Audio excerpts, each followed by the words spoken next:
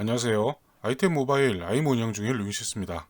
자, 지난달 말에 발표된 샤오미의 서브 브랜드 레드미의 첫 번째 플래그십인 K20 프로 오늘 소개를 해드려볼까 합니다. 자, 여타의 샤오미 신제품들과는 다르게 이번에 이 K20 프로 같은 경우에는 별도의 프리미엄이나 물량 제한 없이 빠르게 공급이 되고 있는 것 같은데요. 일단 발표된 스펙만을 보자면 지난 2월 말에 발표된 샤오미의 플래그십인 샤오미 미 9에 비해서도 절대 꿀리지 않는 제품이 바로 이 레드미의 K20 프로입니다. 자, 이제 오늘 개봉기를 시작으로 어떤 제품이 차근차근 살펴볼 수 있도록 할 테고요. 이 영상보다는 텍스트가 좋으신 분들은 지금 나오고 있는 제 블로그 링크 방문하셔서 직접 빠르게 훑어보셔도 좋을 겁니다. 레드미의 K20 프로는 지금 보시다시피 검정색 바탕에 제품명이 이렇게 인쇄가 되어 있고요. 하단에 보라색으로 포인트를 준 그냥 평범한 박스 패키징입니다. 가성비를 강조하는 레드미 브랜드답게 얼마 전 소개를 해드렸던 이 미9에 펄 무늬가 들어가 있는 이런 박스에 비해서는 조금 볼품없어 보이는 것도 사실인데요. 그런데 이런 박스가 뭐가 중요하겠습니까? 내용도 중요하겠죠. 자, 그리고 대신에 박스 하단을 보니까 처음 보는 공룡이 한 마리 이렇게 인쇄가 되어 있어요. 보통 이 자리는 대표적인 스펙들 인쇄를 해놓는 것이 보통인데 그냥 이렇게 덜렁 공룡 한 마리. 설마 이 공룡이 활용을 나타내는 건 아닐 텐데요. 제 이전 리뷰들에서도 확인이 가능하시겠지만 스냅드래곤 855가 성능이 뛰어난 만큼 부하가 걸리면 발열이 좀 있긴 있습니다. 자, 그렇지만 예전에 스냅드래곤 810과 같이 스로틀링이 걸린다거나 그런 모습은 전혀 없었는데요.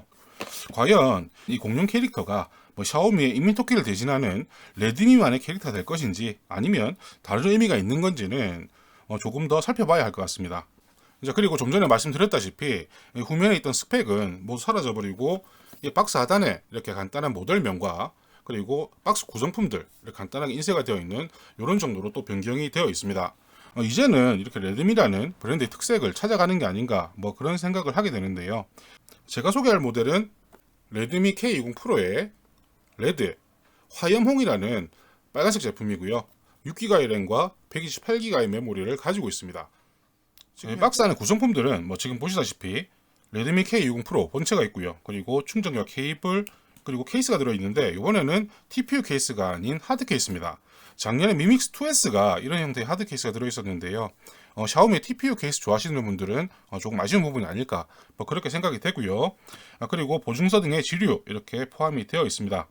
동봉되어 있는 번들 충전기는 최대 18W를 지원하는 퀄컴 퀵차지 3.0 충전기라고 하고요. 27W 충전을 사용하기 위해서는 별매하고 있는 충전기를 구매를 하셔야 사용 가능하다고 하니까 이 부분 역시 참고를 해주시면 좋을 것 같습니다. 자, 그럼 이제 본격적으로 레드미 K20 프로 한번 살펴보도록 할게요. 필름부터 떼고요. 자, 이전의 샤오미 그리고 레드미 스마트폰과 디자인을 비교했을 때 이 레드미 K20 프로의 가장 큰 특징이라면 역시 전면 디스플레이가 아닐까 생각이 되는데요. 일단 전원을 한번 켜보겠습니다. 이렇게 일반적인 노치나 물방울 노치 그리고 피놀 같은 그런 것도 아닌 진정한 풀스크린 스마트폰이 바로 이 K20 프로가 아닐까 생각이 되는데요. 이전에 이런 노치 디자인들도 상태와 영역 정도만 차지를 해서 일반적인 사용에서는 큰 문제가 없었지만은 아무래도 영상이나 게임 등을 사용할 때는 좀 권리적 부분들이 많았던 것도 사실입니다. 자, 그런데 드디어 이 K20 프로에서 그런 불만들이 이제 해소가 되는 게 아닌가 생각을 해볼 수 있을 테고요. 자, 그런데 풀스크린 뭔가 좀 허전하죠. 전면에 탑재되어 있어야 할 셀피는 이렇게 상단에 팝업의 형태로 장착이 되어 있습니다. 자, 그래서 이렇게 풀스크린 디자인이 가능한 걸 테고요.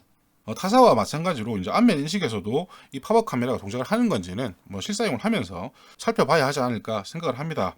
자, 일단 세팅 좀 하고요. 자, 제가 아까 소개해드릴 모델이 레드 모델이라고 말씀드렸죠. 그래서인지 이 배경화면 자체도 레드 빛깔로 이렇게 이루어져 있고요. 자, 이 레드는 후면을 보면 이제 확실히 차이가 나죠.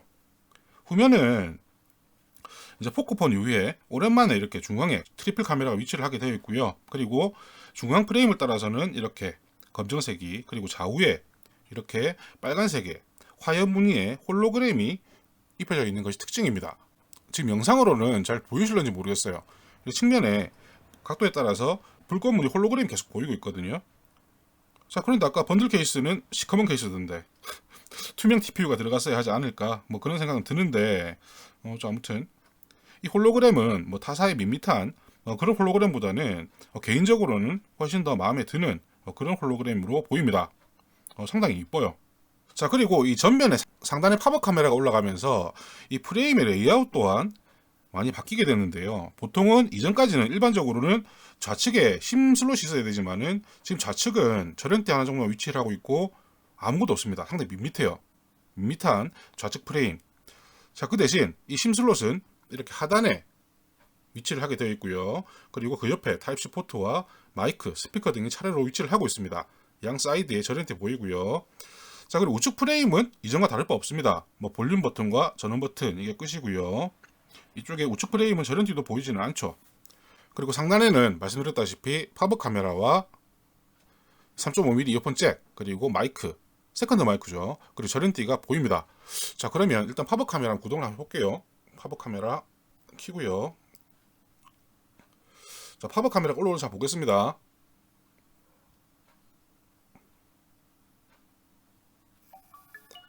자, 이렇게 띵 효과음이 나면서 팝업 카메라가 올라오고 있죠.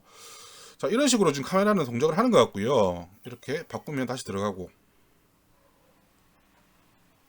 올라가고 내려오고. 자, 일단 본격적인 사용 부분은 한번 제가 실사용을 하면서 다시 한번 다룰 수 있도록 할 테고요. 일단 디자인 자체는 상당히 마음에 듭니다. 대신에 4000mAh 대용량 배터리, 그리고 이 팝업 카메라 때문인지 상당히 좀 두꺼워요. 그리고 배터리 때문에 당연히 또 무겁겠죠. 이렇게 무게감이 좀 있는 뭐 그런 디자인을 가지고 있습니다. 자, 그리고 요즘 우리나라에서 외장 스마트폰을 사용하게 될 때 가장 중요한 부분, 자, VLT가 바로 가능한지 확인을 해볼 텐데요. 일단은 심 슬롯부터 빼볼게요. 자, 심 트레이는 미 라인업과는 다르게 이게 플라스틱으로 이게 만들어져 있고요. 지금 보시면 하얀색 플라스틱이죠.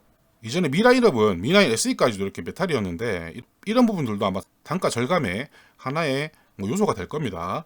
자, 그러면 일단은 별다른 등록이 필요 없는 U 플러스 U심을 한번 넣어보고요.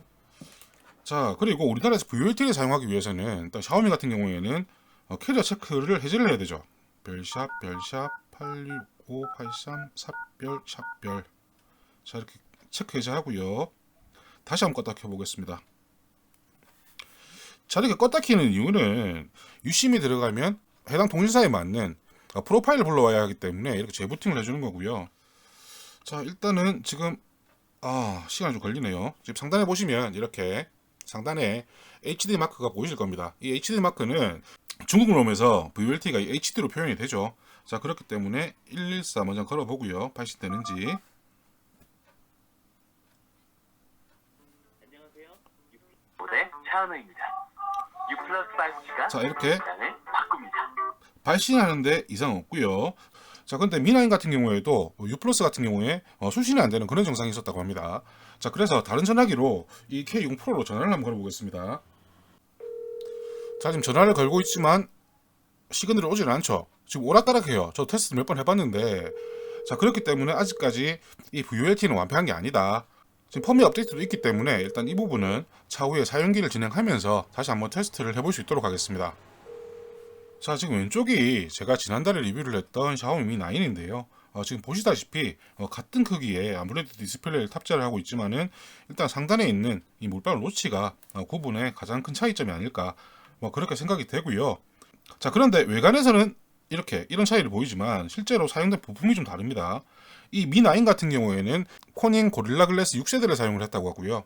대신에 이 레드미 K20 프로 같은 경우에는 코닝 고릴라 글래스 5세대를 사용을 했다고 합니다. 자, 이런 부품에서 차이가 이런 가격의 차이를 만드는 걸 테고요. 자, 그리고 배터리가 용량이 다르죠. 자, 그렇기 때문에 두께에서 이 레드미 K20 프로가 조금 더 두껍다는 걸 알 수가 있습니다. 대신에 뭐 카톡티가 많이 줄어 있다는 건 하나 또 장점이 될 테고요. Mi9의 카톡티 좀 심하긴 심하죠.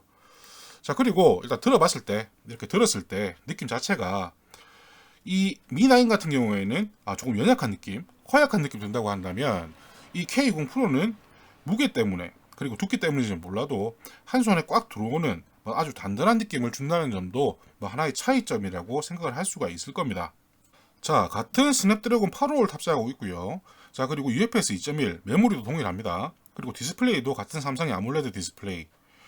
자, 그렇지만 일단 고세대 강화 유리와 카메라에서 또 스펙 차이가 나거든요. 레드미 K20 프로는 Mi9 SE와 카메라 스펙이 유사합니다. 자, 그렇기 때문에 그런 부분들, 그리고 탑재된 번들 충전기, 그리고 무선 충전 탑재 유무가 미9과 K60 프로와의 가격 차이를 결정하는 주요 요인이 아니었나 그렇게 생각할 수가 있을 텐데요.